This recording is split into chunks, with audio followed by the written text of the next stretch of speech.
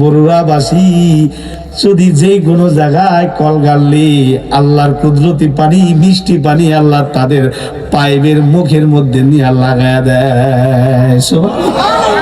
কি এদিকে পানি খাইয়া মজা পাওয়া যায় না? আজকুল আওয়াহি সূরা মুলুকের সর্বশেষ আয়াত,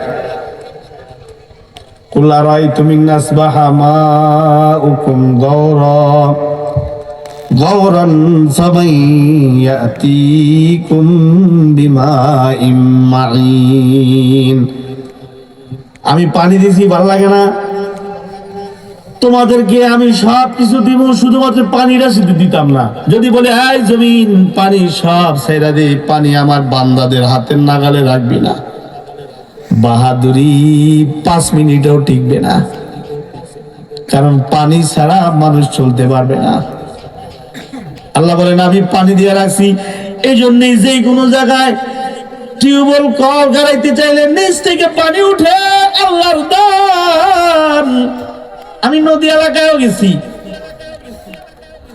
তাদের এলাকার পানি খাইলে লাগে না, কড়া লবণ।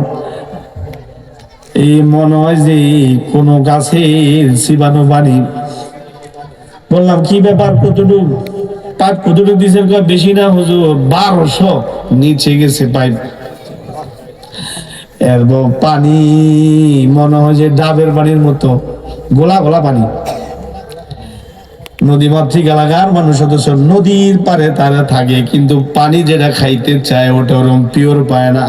কিন্তু বরুড়াবাসী যদি যে কোনো জায়গায় কল গাড়লে আল্লাহর কুদরতি পানি, মিষ্টি পানি আল্লাহ তাদের পাইপের মুখের মধ্যে নিয়ে লাগায় দেয়।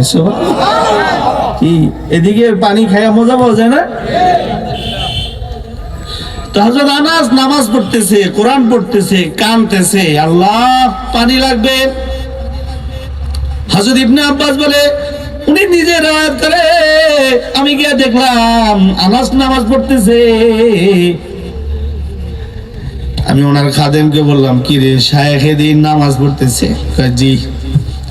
বলছিলাম খেতে পানি লাগবে, তাই হে মেয়ে ওযু কইরা মূল মালিক যে আছে তার বরাবর দাঁড়ায় গেছে।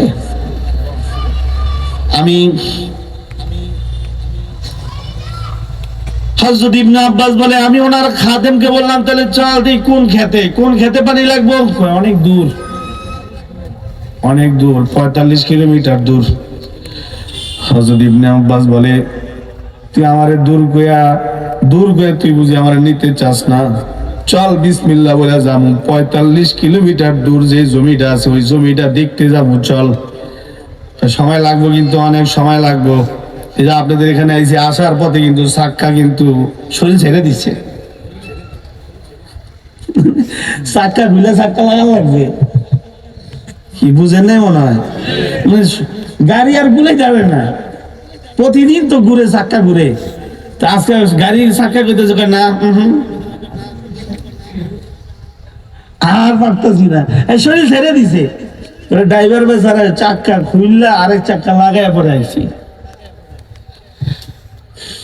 তো হযরত ইবনে আব্বাস বলে, চল যাই জমিটা দেখতে আসি। অনেক দূর কিন্তু, বেটা চল। ইবনে আব্বাস তো নবীর সোহবত পাইছে, তাকমিলে মারিফতেহি মোহাব্বতে রাসূলুল্লাহ কি है बंदगी खुदा की है इताअते रसूलुल्लाह की।